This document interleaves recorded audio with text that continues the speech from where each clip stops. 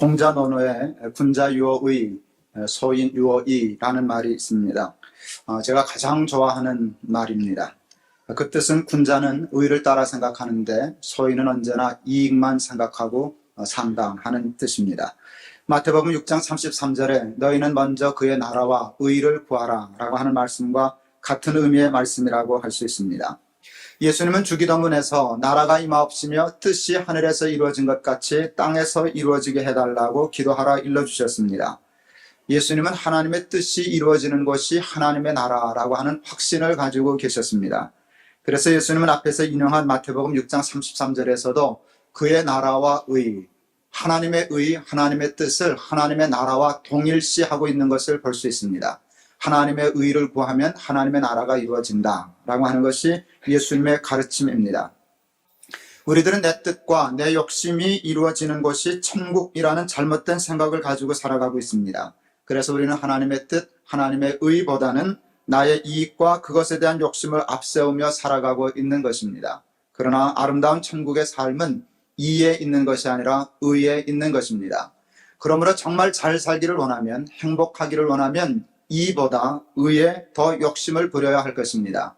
그래서 예수님의 산상보훈에 보면 의에 줄이고 목마른 자가 복이 있다.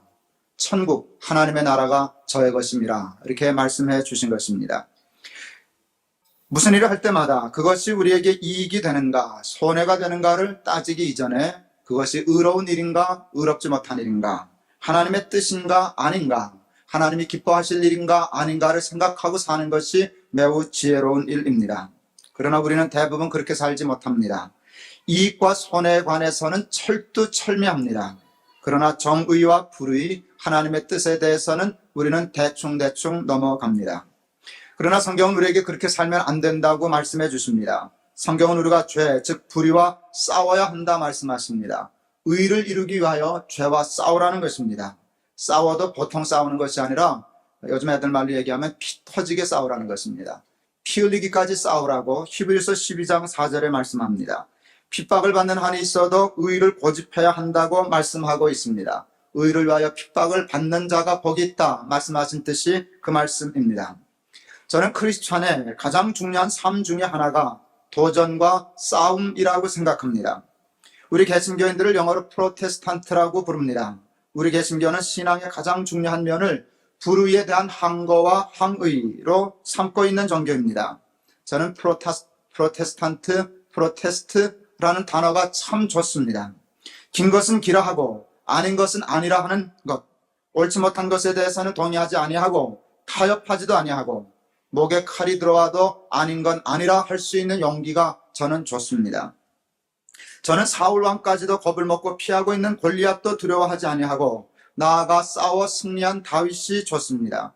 저는 신앙을 싸우는 것이라고 생각합니다. 싸워야 할 것과 싸우지 않는 것, 싸우지 못하는 것은 여러분 불신앙입니다. 실제로 출애굽한 이스라엘 백성들은 마땅히 싸워야 할 가나안과의 싸움을 피하였기 때문에 일주일이면 들어갈 수 있었던 가나안을 들어가지 못하고 40년 동안 방황했습니다. 40년 방황하고 들어간 것이 아닙니다. 40년 방황하는 동안에 새 자녀들을 낳았고 그 자녀들만 가나안에 들어갔고 싸워야 할 싸움을 싸우지 못했던 백성들은 하나도 가나안 땅에 들어가지 못했습니다.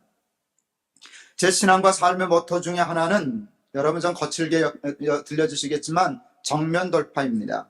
싸우면 7일, 도망가면 40년. 이게 제 삶의 철학입니다. 누구나 그렇게 생각하시겠지만 저도 비겁한 것이 싫습니다. 그냥 좋은 게 좋은 거라며 대충대충 넘어가는 것 저는 싫습니다. 죄와 싸우되 피 흘리기까지 싸우고 의를 위해서라고 하면 핍박받아도 좋다 하는 용기를 가지고 살아가는 신앙인들이 되실 수 있기를 바랍니다. 저는 진리의 문제가 아닌 한에는, 정의의 문제가 아닌 한에는 그 이하의 문제에 대해서는 열린 마음을 가져야 한다고 생각합니다. 저는 열린 마음이라는 말이 참 좋습니다. 사람에 따라 어떤 사람은 보수적인 경향을 가지고 있고 어떤 사람은 진보적인 경향을 가지고 있습니다. 여러분, 왼손잡이가 있고 오른손잡이가 있듯이 생각과 사상과 신앙에도 경향이 다릅니다. 왼손잡이가 있고 오른손잡이가 있습니다. 여러분, 그것은 그냥 왼손잡이이고 오른손잡이이지 어느 것은 옳고 어느 것은 틀린 것이 아닙니다. 우리 말로요, 오른손을 바른 손이라 그래요. 틀린 말이에요. 그러면 왼손은 틀린 손입니까? 틀린 손 들어봐. 이러면 이게 말이 됩니까? 왼손잡이에게는 왼손이 바른 손입니다. 제 말 맞아요? 오른손 쓰시는 분 손 들어보세요. 예. 왼손 쓰시는 분 한번 손 들어보세요. 아, 여기 있죠. 여기는 다 틀린 사람들이네요. 아니요. 왼손 쓰시는 사람이 절대 소수지만 이건 다수결로 밀어붙일 일이 아닙니다. 오른손잡이가 한 90%가 넘으니까 오른손을 바른 손으로 하자. 그건 폭력입니다. 그건 말도 되지 않습니다. 옛날에 어른들은 왼손 쓰면 자꾸 때려줬어요. 오른손으로 밥 먹어. 바른 손 써야지. 여러분, 그건 굉장히 그건 폭력입니다. 왼손 쓰는 아이는 왼손 쓰게 내버려둬야 됩니다. 저는 오른손잡이입니다. 저는 왼손잡이 편들어주기 위해서 왼손을 무지 연습했습니다. 저는 왼손으로요 젓가락질 할 수 있어요. 요즘은 하도 숙달이 잘 돼서요 거의 왼손 오른손 젓가락질 같이 합니다. 왼손 젓가락으로 저는 콩 집을 수 있어요. 그래도 저는 오른손잡이입니다. 급하면 오른손 쓰지 왼손 못 씁니다. 한가할 때 이렇게 앉아서 그러고 있죠. 왜 그런가 하면 저는 왼손잡이도 옳은 거고 바른 손잡이도 옳은 거다라고 하는 생각 가지고 있어요. 사상도 마찬가지입니다. 전 보수적인 경향이 있다고 얘기할 수 있고 우익적인 경향이 다분히 있는 사람입니다. 그러나 저는 좌적인 생각하는 사람에 대해서 늘 마음을 열어두려고 그럽니다. 그래야 공평한 거라고 저는 생각합니다. 상대방에 대해서 너그러운 마음을 가져야 합니다. 사람들이 상대방에 대하여 너그럽지 못합니다. 너무 공격적입니다. 정의와 불의의 문제에 대해서는 단호해야 합니다. 그러나 정의의 문제가 아닌 것에 대해서는 너그러워야만 합니다. 자기 주장을 하면서도 다른 주장하는 사람에 대해서 열려 있어야만 합니다. 그것을 우리는 너그러움이라고 얘기할 수 있습니다. 메가더 장군은 자녀를 위한 기도문을 쓰면서 참된 힘은 너그러움에 있다는 것을 알게 해 주시옵소서라고 기도하고 있습니다. 그는 자녀에게 너그러움을 가르치고 싶어 하고 있는 것입니다. 우리는 진리와 정의에 대해서 단호해야 하는 것을 배우는 동시에 그렇지 않은 문제에 대해서는 너그러워야 함을 배워야 하고 그것을 자녀들에게 가르칠 수 있어야 할 것입니다. 오늘 본문의 말씀인 빌립보서 4장 5절의 말씀에 보면 너희 관용을 모든 사람에게 알게 하라. 주께서 가까우시니라는 말씀이 있습니다. 여기서 말씀하시는 관용이 곧 너그러움입니다. 공동 번역은 관용을 너그러움이라고 번역해 놓았습니다. 관용이라는 말로 번역이 된 너그러움을 영어 성경 킹 제임스 버전에서는 moderation이라는 말로 번역하고 있습니다. moderation이라는 말은 완화, 중재, 절제 또는 감속을 의미하는 말입니다. 미국과 같은 나라에서는 회의 의장을 체어맨이라고 얘기합니다. 체어맨, 의장이죠. 근데 그보다 더 많이 쓰는 말은 moderator입니다. 회장, 의장을 moderator라고 얘기합니다. 우리 교단 총회, 총회장을 moderator라고 그럽니다. 이건 매우 중요한 의미가 있어요. moderator는 어른이에요. 그 집단과 회를 대표하는 사람이에요. 의장이에요. 여러분, 우리 통합적 장로교회 최고의 지금 어른은 총회장입니다. 근데 여러분, 총회장을 moderator라고 그럽니다. moderator는 moderation을 가지고 있는 사람입니다. 너그러움을 가진 사람이 어른입니다. 관용을 가지고 있는 사람이 어른입니다. 어른에게 있어서 가장 중요한 것은 moderation입니다. 너그러움입니다. 관용입니다. 영어 성경 리빙 바이블에서는 여러분 너그러움을 unselfish라는 말을 씁니다. 이기적이지 않다는 뜻입니다. 아주 단순한 언어를 썼어요. unselfish. 여러분 이기적이지 않은. 여러분 너그러운 군자가 되려면 이기적이면 안 됩니다. 그럼 다시 공자 논어로 돌아갑니다. 군자는 이익을 생각하지 않고 의를 생각합니다. unselfish한 사람이 모더레이터가 되는 것입니다. 군자가 되는 것입니다. 어른이 되는 것입니다. 지도자가 되는 것입니다. 부모가 되는 것입니다. 여러분, 어른에게 있어서 가장 중요한 덕목은 똑똑함이 아닙니다. 강직함이 아닙니다. 그것을 넘어선 관용입니다.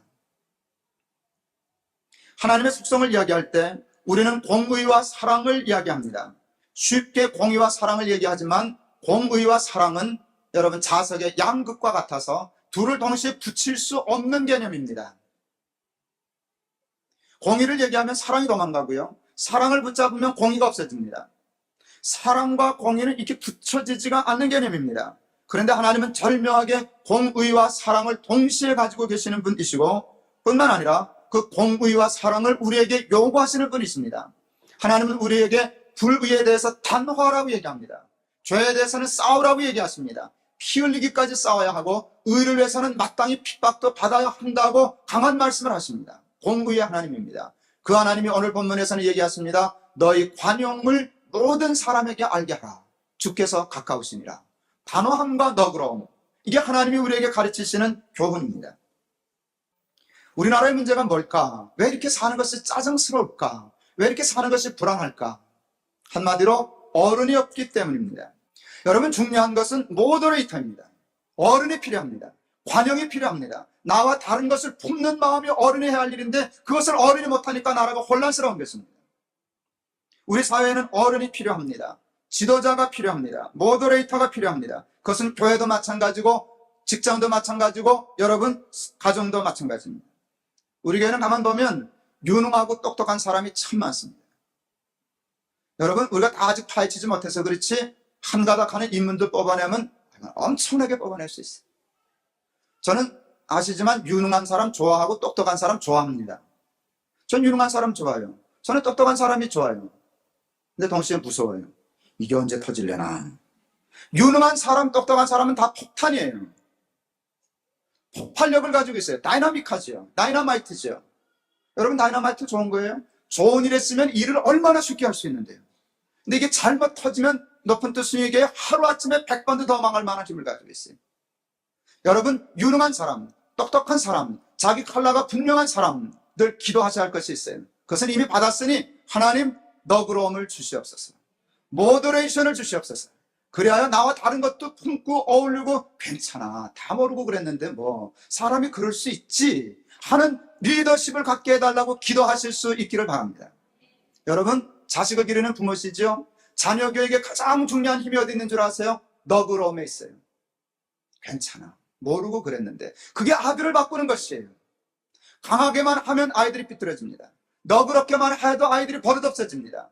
단호함과 너그러움이 있어야 되는데 여러분, 너그러움만 있는 젊은 부부는 자식을 버릇없게 만들고, 단호함만 있는 어른들 잘못 자식 기르면 반대할 수도 있죠. 젊은이가 단호할 수 있고 어른이 반대할 수 있고. 그런데 한쪽으로만 가면 애들이 버릇없어지거나 삐뚤어지거나 둘 중에 하나입니다. 단호함과 너그러움이 항상 공존해야 건강한 부모가 될 수 있다는 사실을 여러분 마음에 배우실 수 있기를 바랍니다. 우리 교회에도 어른이 필요합니다. 지도자가 필요합니다. 모더레이터가 필요합니다. 좌우를 넓게 볼 수 있는 사람이 필요합니다. 좌이면서 우를 품을 수 있고 우이면서 좌를 인정할 수 있는 사람이 필요합니다.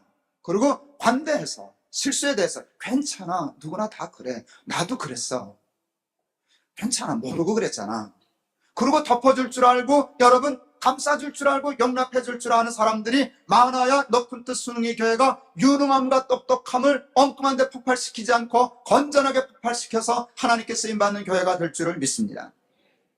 자기 이익만 생각하는 좁은 마음을 버리고 너그러운 마음을 가진 사람들이 되어 세상의 좌우를 화해시키고 교회에서도 상하 좌우를 하나 되게 하고 평화롭게 하며 가정에게도 화평을 이끄는 화평케 하는 자가 되어 정말 하나님의 아들, 하나님의 자녀라고 하는 아름다운 이름을 얻고 살아가는 저와 여러분들이 다 되실 수 있기를 바랍니다. 메가더 장군, 그 전쟁하는 군인이 웬 지혜가 그렇게 많은가? 자녀를 위해서 기도할 때 참된 힘은 너그러움에 있다는 것. 여러분, 그분이 군인 아닙니까? 참된 힘은 정면 돌파에 있다는 것. 뭐 그렇게 얘기해야 되지 않습니까? 그 메가더 장군이 저처럼 싸우면 7일, 도망가면 40년, 이것만 고집해야 되지 않겠습니까? 물론 그 얘기가 없는 것 아니지만 그 얘기를 하면서도 참된 힘의 또 한 부분은 너그러움에 있다는 것, 내 자식이 알게 해 주시옵소서. 매우 지혜로운 성경을 통달하고 하나님의 마음을 이해하고 하나님의 성품을 이해하는 크리스찬의 기도문이라고 생각됩니다. 여러분, 이 기도를 하면서 자신과 자식을 키우면서 살아가는 저와 여러분 다 되실 수 있기를 바랍니다.